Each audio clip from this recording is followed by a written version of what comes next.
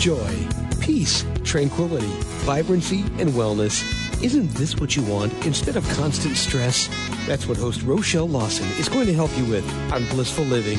There are many ways to reduce stress, some you may not even know about.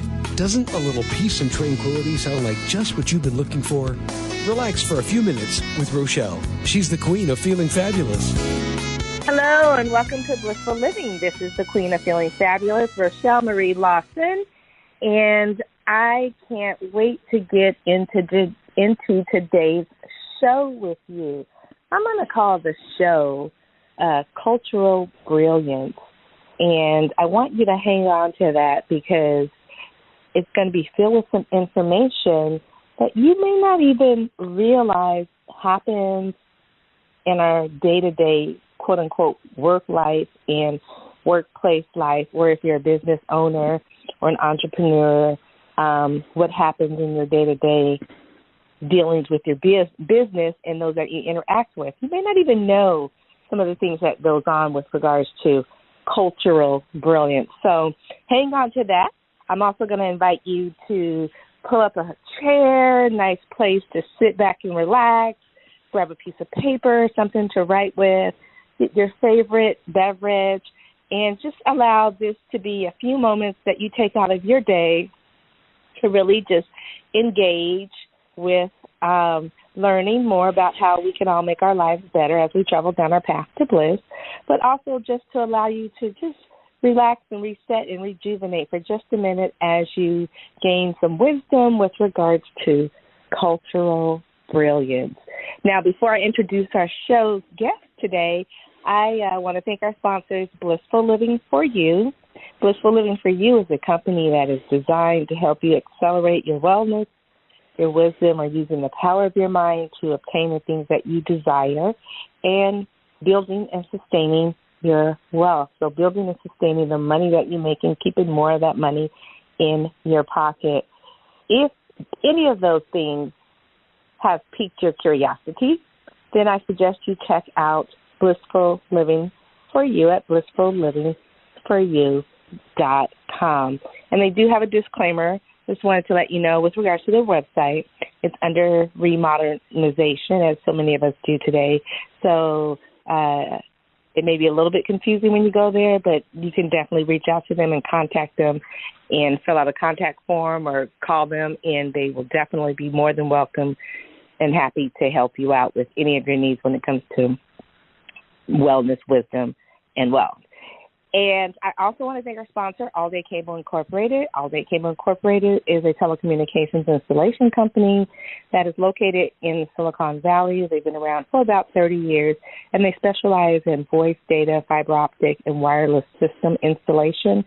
They provide the backbone of your telecommunications, so when you reach out to your customers, you get that connection the first time because your telecommunications is strong, it's powerful, and it's reliable. So if you have a need for voice, data, fiber optic, or wireless systems, or audio or video stuff, and visual stuff as well, please check out alldaycableinc.com, and I'm sure they'll be able to take care of your needs with excellency and efficiency.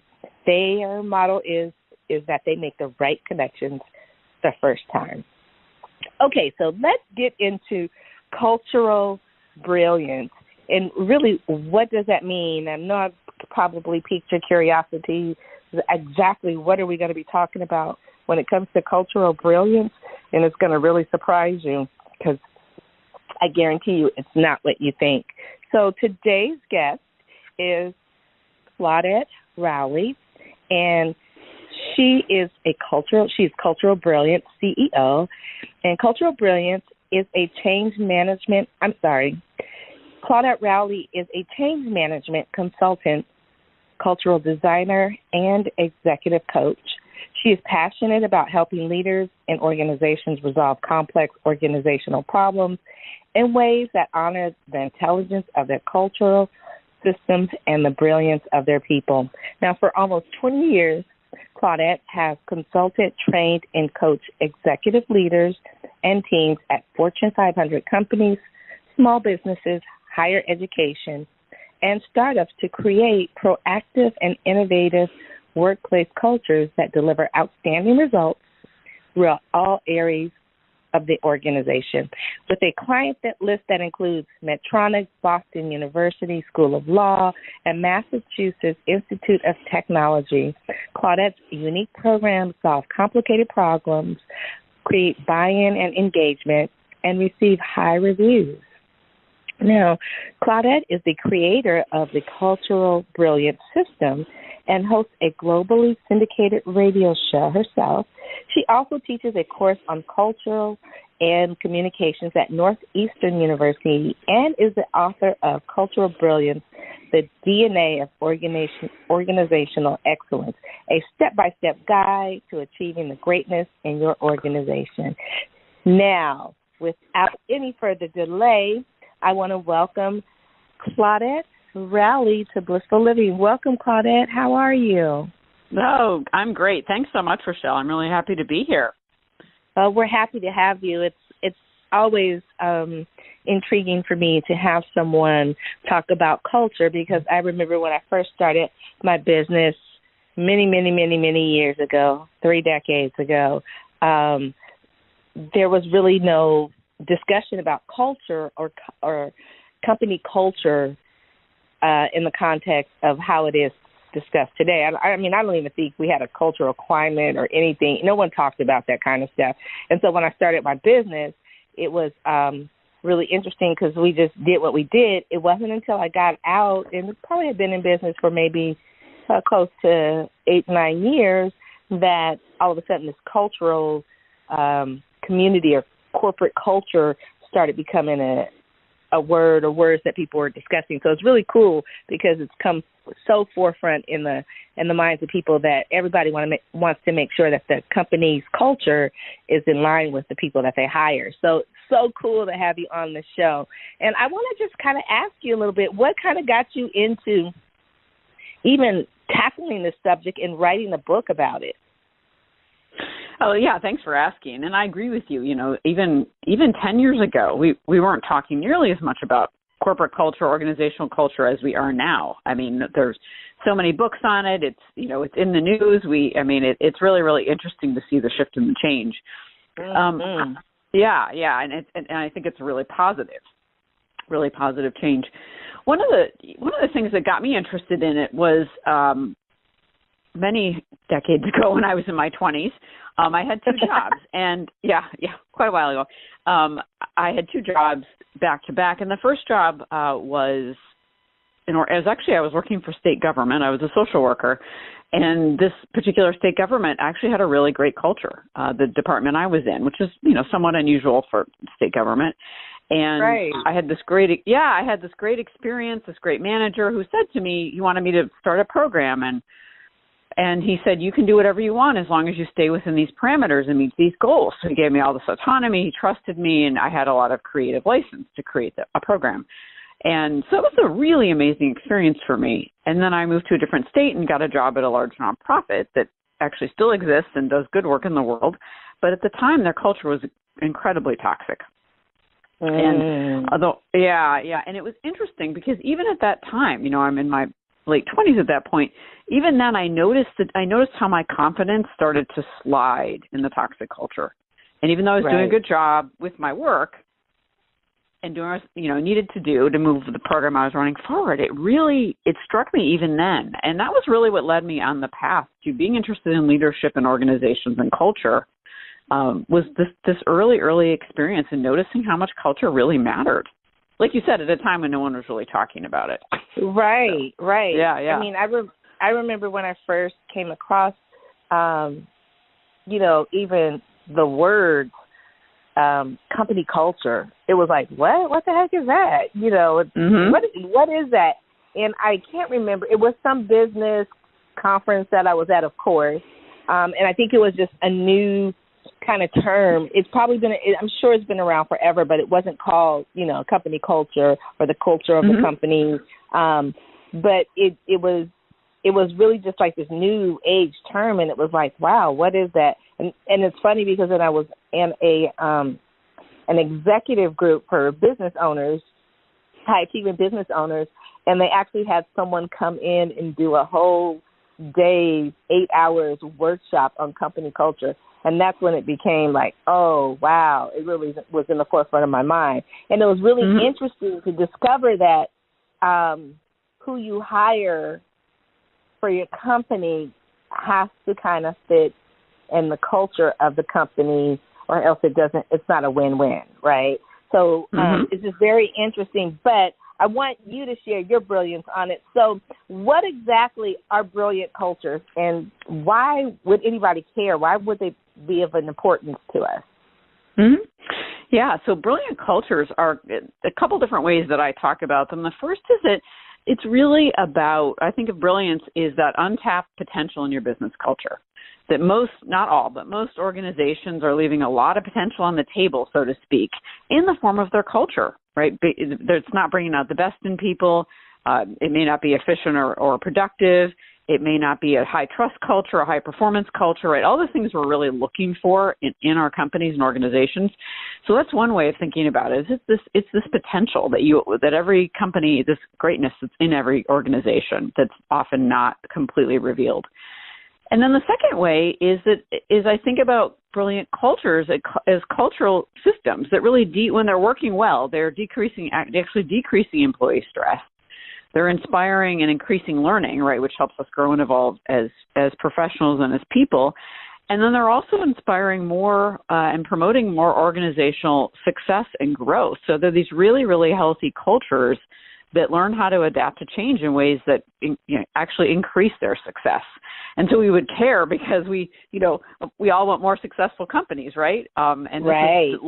Linking culture to your success is one way of doing it. Now, have you I know you've heard of these various tests, but there's various tests that now you can give to people that you're thinking about hiring to see if how they are fits with a company's culture. Have you heard of those tests? Okay. Do you think? What are your thoughts about those types of tests? Yeah, thanks. That's such an interesting question. I have mixed feelings about them and kind of mixed views on them. I think for that test to be effective, the company needs to know its culture really well. And most organizations I've found don't know their cultures really well, and if they tend to have a more surface level assessment of them. And so it might be an example like we're a family oriented culture, or we're we all trust, we're a high trust culture, or we really value efficiency because we're in manufacturing, something like that. So they'll have a more surface level approach to it, and so the test doesn't really tell them a lot. I mean, it tells them something about the person applying, but it doesn't tell them a lot about whether they're a match for their culture. But if you know your culture well, it can be interesting. But it's so nuanced, because even if someone takes this particular assessment and you know your culture pretty well, and it seems like they're a fit, there's still, as we know, all these intangibles to people, right? Right. You just never know. Until no assessment can reveal everything about someone. So I think it's you take it with a grain of salt, but don't base all your hiring decisions on that kind of assessment. Cool. Thank you for sharing that, because I know there's some people that have gone to strictly, oh no, they've got to do this assessment, and it's there's all different kinds, but there's this quote unquote assessment to see if they're fit for how we do things and how we run things, and they've got to take this, and then we base our decision upon how they score. And I'm like, well, I mean, they could be really good at that kind of assessment and still not fit. Oh no, it's it's guaranteed. It's okay. Well, so it was just interesting, because a couple of people I talked to are really adamant about these personality or assessment tests in their hiring process, and they do weigh the answers and the way the person is identified out of that test very heavily in their hiring decision. And I'm like, I need to go circle back and check and see how that's working for them. But I just found that very interesting that someone would utilize that in the context of seeing if someone fits within the company's culture. So I just wanted to get your take on that, because I know people out there listening probably thinking, oh, that's interesting, because my company probably does that. But so now tell us about the biggest cultural challenges you're seeing in companies today. Yeah. Well, I think one, interestingly, is not thinking about culture at all. So we have companies at one end of the spectrum that it doesn't even occur to them to think about their culture. Especially if they've been around a while, it's just not on their radar at all, or they're in certain fields that don't really focus on culture. And then the other end of the spectrum, you have the Googles and the Facebooks and all the great companies you've never really heard of, the smaller companies that are doing great things with their culture.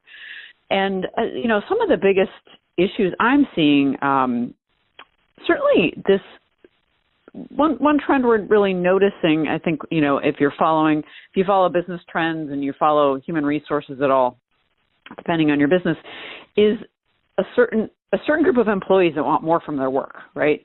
They really want to do something they love. They want to work in a great culture. They want to have an opportunity to develop their strengths and talents and skills. And so they're less willing to settle for what previous generations might have, we did settle for, right? That work was work and you did what you needed to do. And if you enjoyed it, it was a bonus, but that wasn't necessarily a requirement. Right. So people, right. It wasn't really a requirement. And so, we know how much, people suffer when they're doing work they really dislike. And one of the things, so I see that, and then I also see, and so some companies are having to really adjust. So maybe they didn't really want to look at their culture, but now they kind of have to because they're going to lose talent, right? They're going to lose these great people. So that's a big issue. How to build higher trust cultures, I think, is a big challenge for some companies. And sometimes they don't necessarily see that it's the bedrock of almost everything else they want to have in their organization. High trust is more innovation, more collaboration, better problem solving, more strategy, right? All those things we're looking for are usually based in having some kind of trust. Yeah. The other two trends that come to mind are the artificial intelligence end of things, right? We're hearing about that more and more in the news, certainly.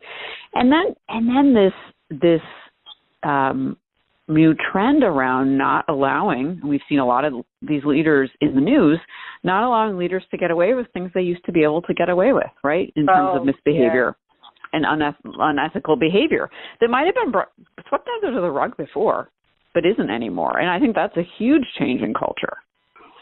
I totally agree. I totally agree because I'm thinking some of the things that I experienced personally back in the day. That people didn't even. It was so snubbed at. For instance, I got hired for a job, actually 2 jobs. I must be a great asset that I have. But I got hired for 2 jobs. The first one was for a legal secretary for a big law firm, and it was solely based on my legs. They liked the way my legs looked. I had nice legs, and flat out told me that in the interview. Right? Got the job. It was a great job. They were great guys, but today that's very sexist, and people would not, for one, come out and say that, or 2, tell I'm hiring you because you got great legs. And then, funny, the company that I went to after that, I went for an interview, and I was interviewing with another department manager. And as I'm leaving, I guess this one other department manager saw me and called me before I could get back to, where I was, and just wants to set up an appointment for me to come in. And so when I go in to interview with him, he told me, I saw you walking out the building and you had the most amazing legs. And all I could do was picture you sitting in my office, because I took shorthand at the time, if anybody's around that knows what shorthand is. I took shorthand, so it's like all I could do is imagine you sitting in my office with a nice little short skirt on, showing those beautiful legs and taking shorthand. And my goodness. Right? And and it was for a major,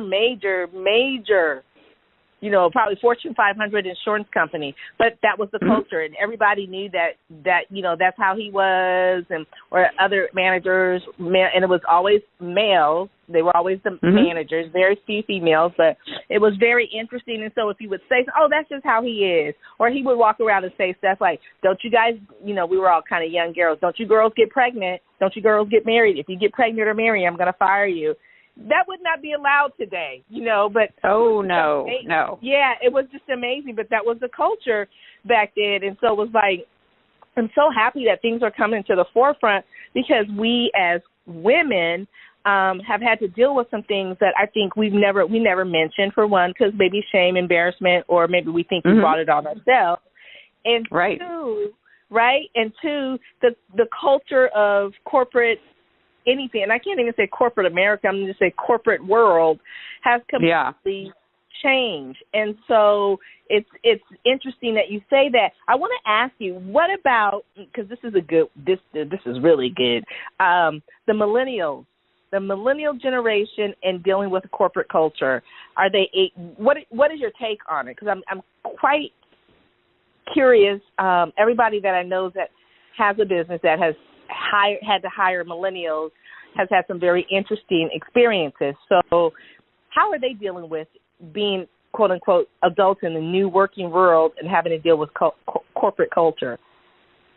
Yeah, and I get asked that a lot, and I think they're one of the driving forces behind saying we kind of expect more from our culture and our workplaces. That if you're going to spend this much time in a workplace, which most people do, then I really want to do something that's alignment with my talents and skills. I want to be in a great culture where we can actually get things done. So that's the major thing I'm hearing about millennials, is that they're helping to move things forward in a lot of ways. And they also do, when we look at, people starting some really innovative, interesting companies, they're not always millennials by any means, but we do see some younger folks doing innovative things or looking at being, having more impact by the company they've created or really wanting to contribute to the greater good. So I think there's a lot millennials are bringing into this culture conversation. Oh, that's great. Because, I know there's interesting things, having to deal with that generation. And so, and it's, not bad or good, or it's just interesting, especially if you've been someone that's, a little older, like I should say a little bit more mature, like us gals. That's right. Right. A little bit more wiser, right? We got wisdom. When we see certain things and hear certain things, it's just like, oh, okay, well, it's expected of this, millennial generation. But I think a lot of them come in and probably have seen their parents, their moms working in environments, or hearing about their moms working in certain environments that, probably when they were little were thinking, when I grow up, I'm not going to be tolerating that. Or when I grow up, I want to make sure I work for a company that embraces X, Y, and Z. And so I think you're right. A lot of the good changes are happening is because that particular generation is just not going to put up with the stuff that we put up with because they don't have to. And that's a beautiful thing. So now, in your book, you describe the cultural brilliance system. What exactly is that? So the cultural brilliance system is a process, a roadmap for transforming your culture. So in the book, I outline really a step-by-step process for helping an organization, or a team could use this. Any sort of organization, not just a business or a company, it can use the system. If you have two or more people gathered, you can use the system if you want to transform the culture. So it really helps companies go through a process of or organizations go through a process of understanding how their cultures really operate. You can't change what you don't understand. And then it gives organizations a way to take that information and say, you know what, these are the great parts about our culture.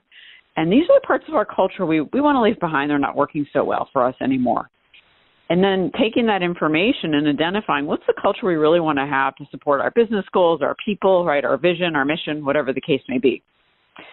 And then the process takes a company through a design phase, which is really about saying, how will we move from where we are right now as a culture to where we want to be, that target culture? How do we bridge that gap? So it's really designing, what the cultural change will look like. And then the last major phase of the system, the process, is that good old planning and implementation, right? How will we make this change, cultural change, real in an organization? So that's the system in a nutshell. Now, do you find that, I have the book and it's brilliantly laid out. It really is very, step by step, which is great, because I'm just going to say, if you are a company out there or a person out there with a company and you want to know more about creating a brilliant culture in your company, or more about how to even do the process, and you want to play close attention, because Claudette is going to share with you how you can get a copy of the book. But it is a step-by-step process that she has outlined. And if you just methodically work through the steps and the processes in the book, by the end, you should have a little sense of what your culture is and how you can implement it, plan it, assess it, all of those good things. So stay tuned for that. But I want to get back to the whole cultural thing. Why would it even be important for a business owner or a company to even have a particular type of culture, or even define what a culture is for their company? Mm-hmm. Why would something like that be important? Yeah, it's important. And one of the ways I like to think about it, and will often explain, is you think about your family of origin, the family you grew up in, and whether you liked that family or not, we all knew, or even, know today, how to behave in that culture, that family culture, right? There were unspoken rules, things you knew no one ever spoke about, but you just knew you had to do or you couldn't do, right? And so without a consequence. Or just, different holiday traditions, ways of doing things, how you celebrate, how you don't celebrate, what's important, what's not important, what's rewarded, what's punished, et cetera. So when we think about that, sort of the intangible of our family culture, organizational cultures operate really similarly in the sense that we have unspoken norms, we have ways of behaving, we have things rewarded, things that are punished, et cetera. And so if we don't take all of that into account, you're going to have something like culture that's driving how you communicate, how you make decisions, how you get results. Anything like that is going to be driven by your culture, and you won't even know. So when you try to improve something or solve something in your company, it may not work because the culture may actually be saying, no, we need to go down path A, and you're trying to go down path B. And the culture will, that famous quote, culture eats strategy for breakfast, is true, right? So culture will win, right. Wow, that's interesting, because, I could see, how some things would be, I think it would be quite chaotic if people didn't know what to expect from the company, from the culture of the company they walked into. I think, quite chaotic. I'm thinking like a 60s LSD trip, bad trip. Not that I did that or anything, but I'm just thinking, that's how, to me, it would just seem just so chaotic that, you ever see those pictures where they have, it's like you're supposed to find as many whatever is in the picture, and there's just all kinds of chaos in the picture. That's what comes to mind when I think of a company without any defined culture. It's just chaos, working chaos, but it's just chaos, right? Very interesting. So now, go ahead, Claudette. Yeah. Oh, yeah, I was going to just comment on that quickly, just that I agree with that chaos. So culture is going to form and evolve whether we are intentional about it or not, to your point. So I always think, why not be intentional, right? Because otherwise you will get chaos. You'll get dysfunction. You'll get a bunch of things that you don't actually want in your company if you're not paying attention to the culture. Yeah. Wow, yeah. So nugget of gold right there, you guys. Don't do anything else. You definitely have to pick up Cultural Brilliance and go through the book. And if you don't have what you believe, or if you don't know that you have a defined culture in your business, then the book will help you with that process. And you may have a defined culture, and you may want to fine-tune it or adjust it or upgrade it or whatever the case may be, make necessary changes so that your culture and your company stands out brilliantly. Then you definitely want to pick up the book. But let's go back and talk. Let's ask her some more questions while we have her brilliance on this chat we're having on Blissful Living. So now, when it comes to cultures, I see something where you say authentic cultures. Mm-hmm. Do you mean there's cultures within companies that are not authentic? And what exactly do you mean by an authentic culture? Yeah. So an authentic culture is a culture that knows itself, right? So it's the same. I think of it as the same way as authenticity in people, right? Someone's authentic or they're not, right? They're being themselves. They know who they are or they're not. And so authentic cultures, right, it doesn't mean they're all positive by any means, even though authenticity is usually viewed as a positive word. There may be aspects of them that aren't so great, but that's an authentic culture. We know who we are, right, and we know what's great about us and sometimes what's not so great about us. And then I think there are cultures that are inauthentic in the sense that, and I think almost all of us can relate to this from some job we've had at some point, where the company website has a set of values on it, right? And you look at it and think, where do they get those? That is not how we operate here, right? So they may be really glowing values like integrity or something, and then you're like, what? No, are you kidding? Right. So we don't, there's tons of lack of integrity here, and things like that. And that's not authentic to me. When your insides and your outsides don't match, it's not very authentic. If you have some incredible brand out in the world, but you have a toxic culture internally, it's not that authentic. Right. It's like being a person that says, oh, you should eat vegetables and you should be a vegetarian, but back in their house behind closed doors, they're eating, all the meat they can eat, right? It's like this exactly authenticity, right? So interesting because you're pulling all the stuff that all these pushing all these memories that I've stored down in the basement files in my brain.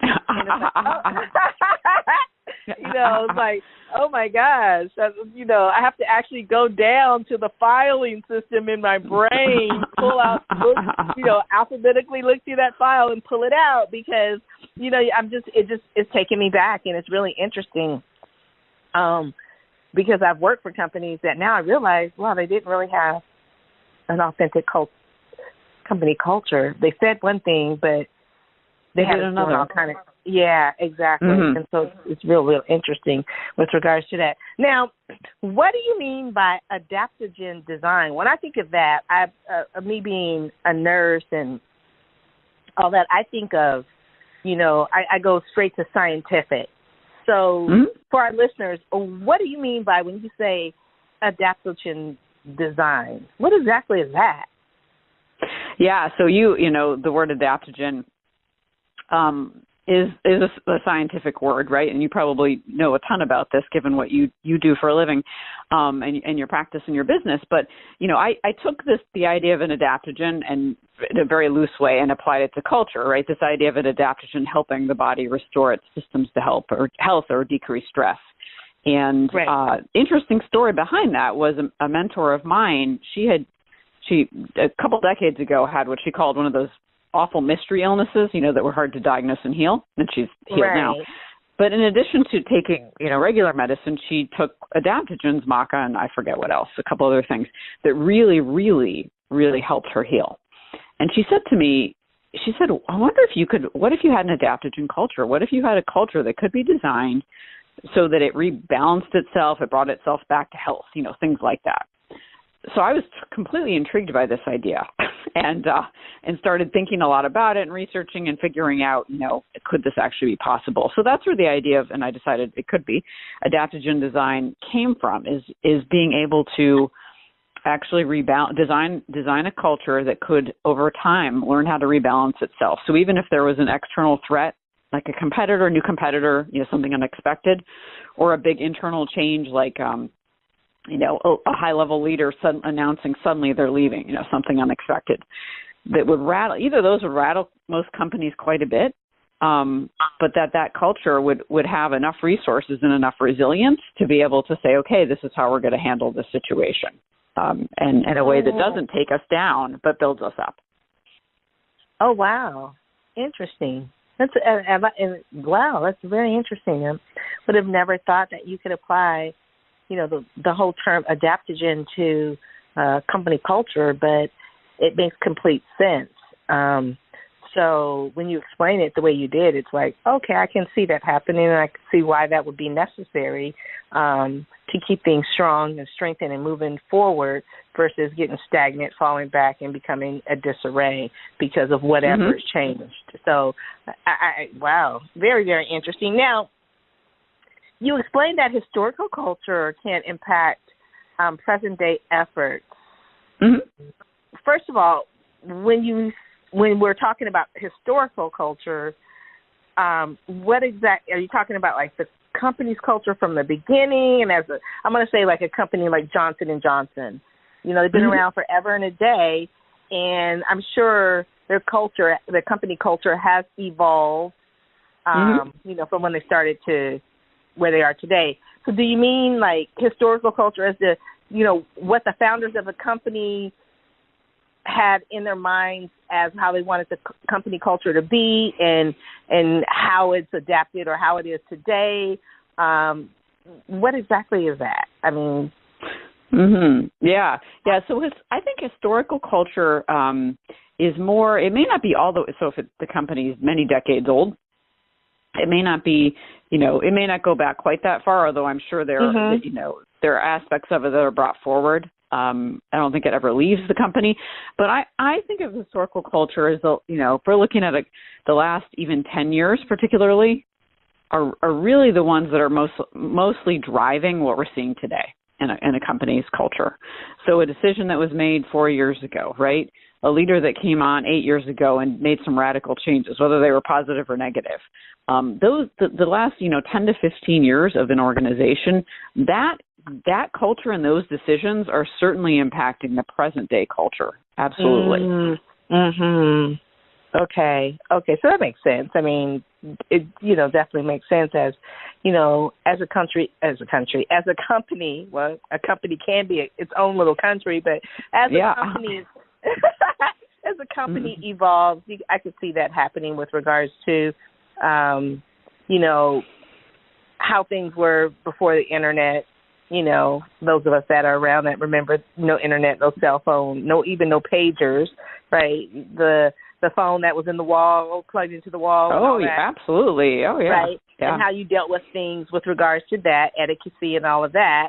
And now this whole development of all this technology, and you still have the same company, the same beliefs, the same values, the same mission, but the culture now is you got to deal with all this new technology with cell phones and people on their cell phones and iPads and notebooks and laptops and all this kind of stuff. So I can see how you would definitely need to have some reference to your historical stuff to make sure you stay in line with that, but also evolve it as technology in the world just changes and evolves. So very interesting. It is really interesting, and it made me think about this morning. I was on the phone with my credit card company about something on my statement I saw online, and what struck me is before I was sent to the security, you know, division or something. Everything was fine, but they said, well, before we start helping you, we need to text you a code to your cell phone,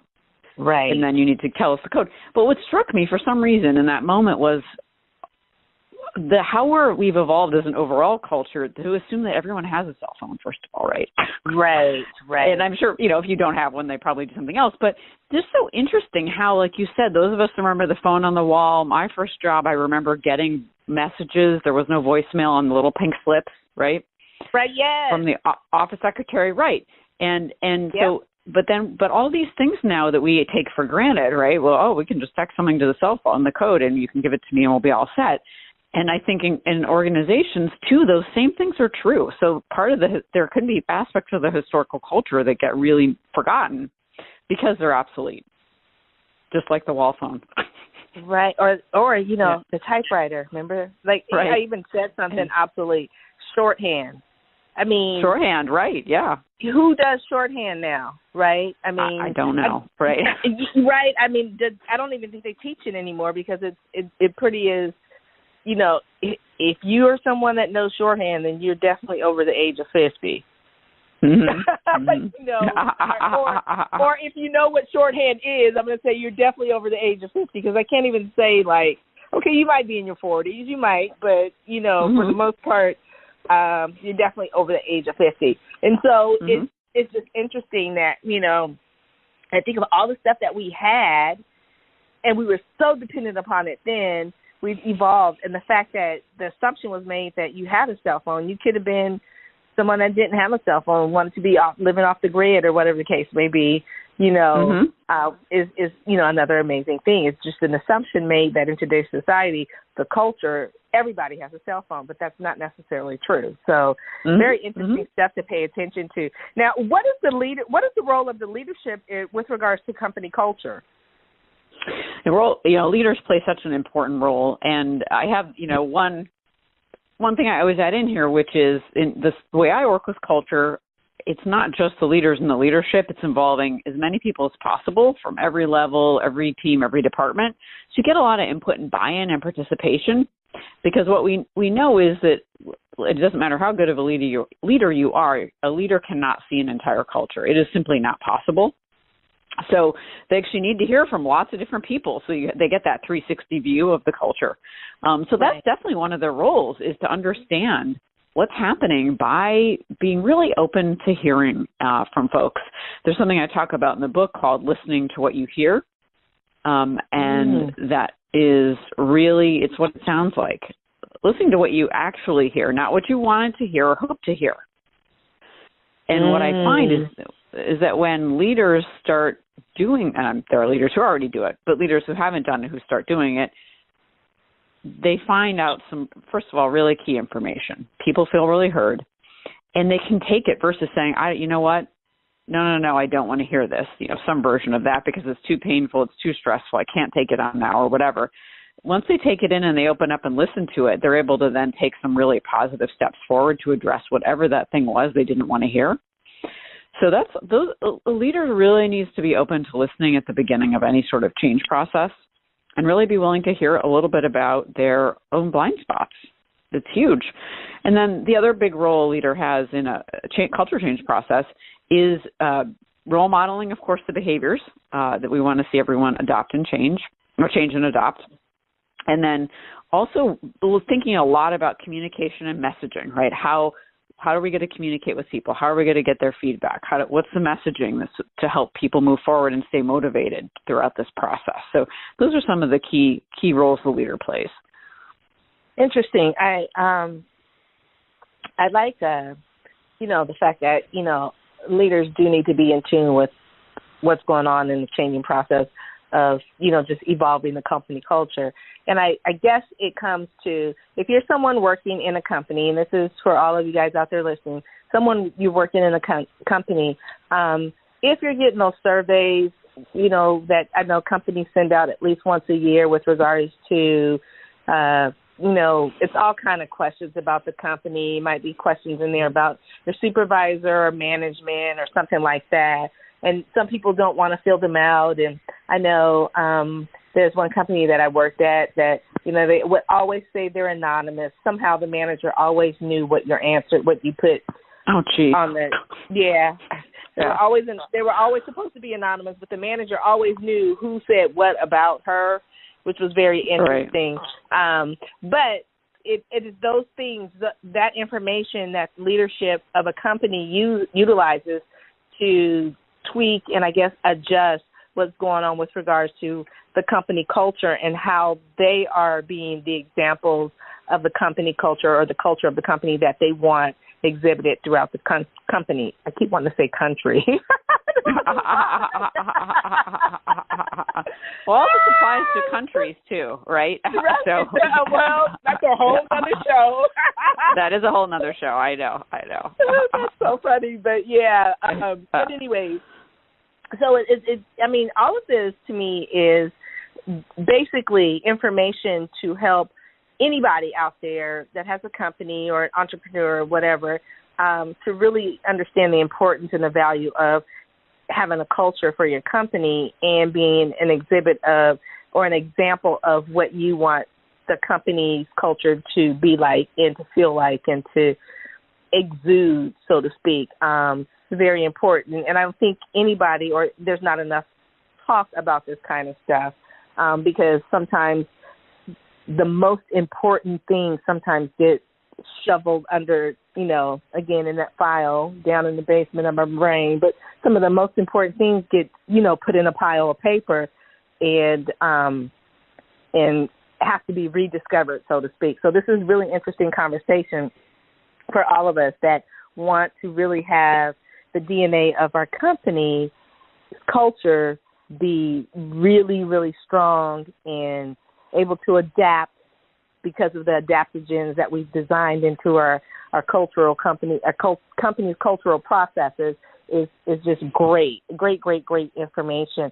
Now, I know you have a lot of experience behind, cultural brilliance and a company's culture and designing it and all the aspects of it. What do you see, or here's one.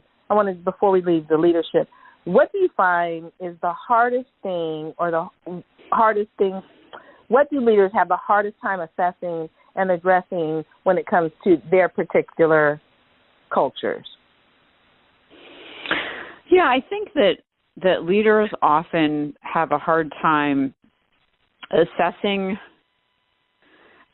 things that, and this may not be very conscious for them. Sometimes they may not have a lot of awareness about it, but things that make them feel that they haven't done a good job, right? That things that are going to make them feel bad about their leadership or make them look incompetent. And so it depends, of course, what's driving the leader and motivating them. But for some leaders, right. I know that's really, really challenging. I was working with a leader I'm still working with, actually, in a large-scale culture change, and which is going well. And early on, he said to me, I said something about there being low trust in the organization. And he said, "What are you talking about? We trust each other." And they trusted each other, like if, you needed to move, you're moving to a new house on a weekend and you needed, your coworkers to help you out, they would do that, right? So kind of friend-based trust. But they didn't trust each other enough to sit down and have a tough conversation. That's the kind of trust we really need in companies to get things done. So I explained different kinds of trust, and he, after a while, he actually, and I let it go because I had said my piece, and it was clear he needed to think about it. It wasn't really open yet. And then about a month later, he said, "Oh, wow, we don't have much trust here at all." And that allowed us to start working on it more directly, right, once he was open to seeing it. So I think it's a lot of those things that a leader is going to say no, because they just, when we think about ourselves as in leadership roles, right, to get that kind of feedback feels terrible when you've tried to do a good job. And so that can make, certain aspects of the culture harder to assess initially. Well, it's almost as if you do get a little defensive because it's your baby, so to speak. Right. And, everybody has a perfect baby, right. in their eyes, right? And so when someone points out that your baby is not perfect, you're like, what the heck? What are you talking about? That's really hard to hear. Right, exactly. It's hard to hear, for one, because your baby is perfect in your mind, or at least you thought it was. And then, to hear it, and then to, I think what it does is it plants the seed for a person to become aware of things. And then once they're aware of it, then it starts popping up and they start noticing it. So like how you said, the gentleman, you're still working with him. Oh, no, we trust each other, so-and-so. Well, yeah, you guys trust each other to do, quote unquote, the fun things, the pleasurable things, the positive things for business growth and development, but you don't trust each other enough to be upfront and honest with each other, even when what you have to say is not what the person wants to hear, right? But they need to hear it. And so again, it's just amazing how everybody, and I know you have not met one person that has said to you, "Oh no, the company's perfect, and and everything about their culture and their company was perfect, and they saw every little detail, and they didn't take any offense to any of the things you pointed out." I know there's probably no one like that, because if it was, then you wouldn't work with them anyways, because obviously they wouldn't have a need. But very, very, very interesting how we become so protective of, quote unquote, all of our babies, right? So we do, yeah. It's amazing. It's amazing. Some of the stuff that I see, and then just reading the book that you wrote was just like, oh wow! And it, like I said, it just took me back down to the basement of my brain, and I'm pulling out all these files and sitting there and reminiscing. It's kind of like when you pull out your high school yearbook and you sit on the floor and start looking through it and start reminiscing. Oh, I remember when we took that picture. I remember these guys were so funny, or you know what I mean. It's like it brings up all these memories from past experiences that you basically forgotten about. So super, again. That's so true. Cool. Yeah. Super cool information. So I want to ask you something. There's a lot of talk about quantum physics, and I'm totally into it. I've been into it and kind of just stumbled on it accidentally. But I think it's a very cool subject. And I know that you can share some words of wisdom with regards to quantum physics and cultural brilliance and how those two should be in alignment or can be in alignment. Yeah, and I think Sorry, go ahead. Share your wisdom with them. Oh, yes, thank you. So I'm not a specialist, an expert in quantum physics by any means, just to give that disclaimer. But it's an interesting way. It's an interesting lens to look through when we view culture and think about culture, right? Because what we know is that culture operates as a system, and some of the systems we can see, and some of them we can't. And if you have a purchasing function or a sales function in your business, those are systems you can often see. One thing leads to the next. But there's a bunch of intangible systems, like some aspects of communication and some aspects of how people relate. And so what we'll see in culture is that something that's happening in one part of it will actually impact something that's happening in another part of it. But it won't be necessarily linear or logical. And that's, I think, a really interesting way to start observing your culture. What happens, I can give you a quick example. I was doing some cultural assessment work in a company, and they were having a manufacturing company, and they were having a lot of operational issues. And their sales volume had increased, and the operations weren't really keeping up. So it looked like an operational issue, but what we actually found out was, through assessment and a few other things, was it was actually a communication and how people related to each other issue.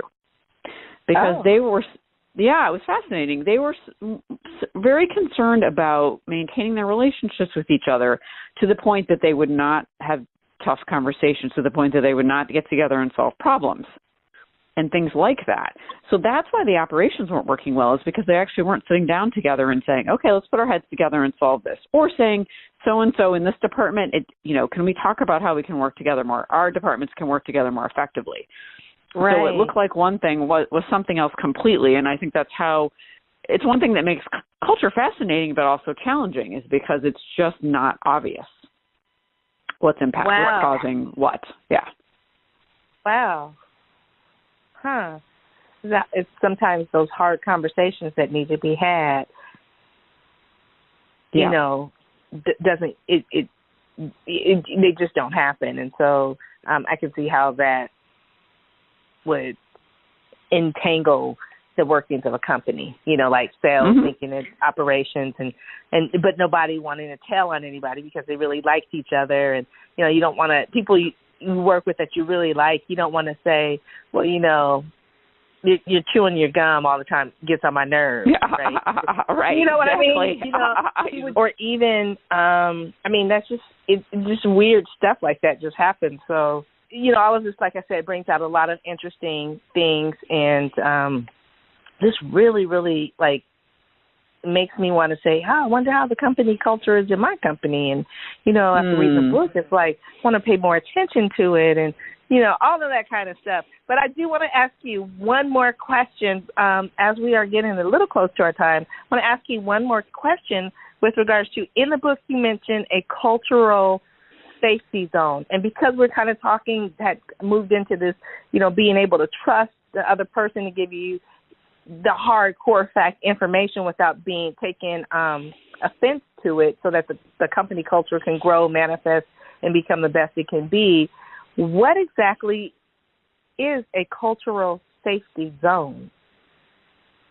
So a cultural safety zone is creating an environment in which it feels hopefully safe, but at least a little more comfortable to talk about your culture and tell the truth of your experience with it. So it's talking about how can we make this safe for each other? Do we have ground rules or guidelines or parameters around the conversation, which could be respect. We won't raise our voices. we're going to allow people to finish their thoughts, things like that, that are helpful when things get tense or people disagree. So it's designing how you're going to have the conversation about culture so that people can feel a little more open to be vulnerable about their experiences. Because if everyone just says what everyone else wants to hear, then you're not going to get anywhere in the conversation that's useful. Right. Right. Totally. So now tell us, with regards to cultural brilliance, and you have this, wonderful ideal to write this book, which is it's a great book. It's a nice read, you guys. It's not a lot of technical mumble jumble in it. It really is a nice, great, easy read. It's got some really, really good information in here. And again, it's a step-by-step guide. I like the chapter on design integrity, the transition. I really, really like that because I like to operate in integrity with everything I do. For some reason, I just think that comes back to bite you when you don't. And you know how that we've all seen that happen. But there's so many parts of the book about just developing a really good cultural profile and having a really good cultural DNA. I even like the part of the book. There's a part I dog-eared it. There's a part in the book that you talk about. Doggone it! Of course, the energy of mindset. And so I love that because I'm all about energy and the energy of listening. How people can listen, hear but not listen, or listen not, hear. I think it's listen and not hear. But again, all of this information plays into helping us to build the culture of our companies that we want, and it's a great, great guide. So how does those listeners out there that want to get their hands on this hot book, Cultural Brilliance, the DNA of Organizational Excellence, how do they get a copy of this book? Oh, well, thanks for asking. So 2 ways that are really easy. One is right on Amazon. Just look up Cultural Brilliance, the DNA of Organizational Excellence, or go to my website, which is culturalbrilliance.com, and you'll find the book and a great resource page, my radio show, and other podcasts. This podcast will end up on that page as well. So there's a lot on the website for folks who are interested in learning more. And so tell the listeners a little bit more about, now, do you do any speaking? Do you hold any workshops or anything with regards to cultural brilliance and developing the just wonderful DNA for organizational excellence? Yeah. So I do speaking engagements, webinars. I'll be doing some webinars this spring, which will be, of course, on the website and go out to the mailing list. And I do a lot of consulting work in organizations, but and coaching leaders also on how to, who they need to be and how they need to be to shift their culture. So speaking webinars, workshops, consulting, and coaching. So if someone wants to get their little hands on your book or, hear what you have to say live or in person, there's multiple ways that they have access to the book. They have access to your radio show. They have access to any of the webinars or workshops or speaking things that you might be doing, and they can get all of this information on your website. Can you give your website just one more time for the listeners, please? Sure. It's culturalbrilliance.com. Okay, listeners, there you have it. We've had a wonderful conversation about cultural brilliance, and this does fall into our wealth pillar because with this, you can build and sustain wealth of your company as you travel down your path to bliss. It's very important, as Claudette has shared with us, to have a company culture that we develop and that we as leaders step into and be the prime shining example for those that we are leading to excellence. And so, again, you want to pick up a copy of the book, Cultural Brilliance, the DNA of Organizational Excellence.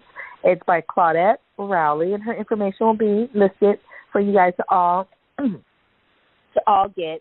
And you want to check her website out for all the information and all the things that she's doing that you can have access to her if you're looking for, say, somebody to personally coach you, if you want to bring her into your company to help develop a company culture or corporate culture, or to help you figure out what's wrong with yours.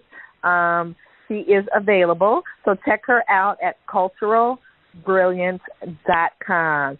And before we go, I want to say thank you to our sponsors, Blissful Living for You, as well as All Day Cable Inc. Without our sponsors, the show would not be possible. We've been around for quite a while. So thank you to our sponsors.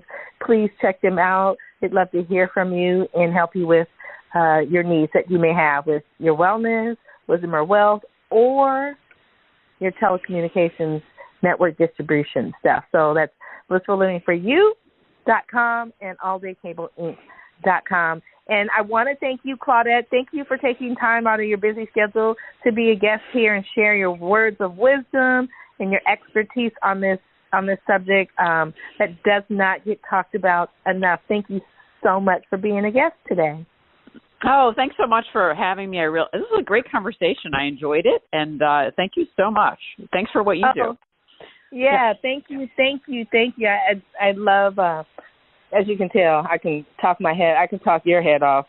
But it's probably because I'm one of those more wiser, mature girls, right? But that's right. But it was fun talking about this subject because it just takes me back to my days in MBA school when I was going to UCLA and just having a business and kids and a husband. And, this is a lot of stuff that we talked about. And it's like, and I had fun time, believe it or not. All of that, I had fun time. So it's just, like I said, I had to go in the basement of my head and pull out the file. But thank you so much. And then I want to thank all of the listeners because without you, the show would not be possible. So please share this information with your friends. Share Claudette's information. Pick up a book and give it to your friends that you know have businesses or in business and just you want to help them understand more about corporate culture. And please share the show with as many people as possible. In order for us to change the world, we have to get the word out, and it's a domino effect. If you tell one person, that person tells a person, and so on and so forth, we can spread a beautiful message around the world to help all of us have a much enjoyable journey as we travel down our path to bliss. This is the Queen of Feeling Fabulous, Rochelle Marie Lawson, and I want to wish you peace to your mind, wellness to your body, and tranquility to your spirit. Until next time, be healthy, wealthy, and wise. And bye for now. Bye, everybody. You can find out more about Rochelle on her website, Rochelle Lawson, Rochele Lawson, LAWSON, or at healthhealingwellness.com. Or just click on her websites from the webtalkradio.net page right in front of you. And, of course, you'll want to come right back here next week for another episode of Blissful Living. Thanks for joining us.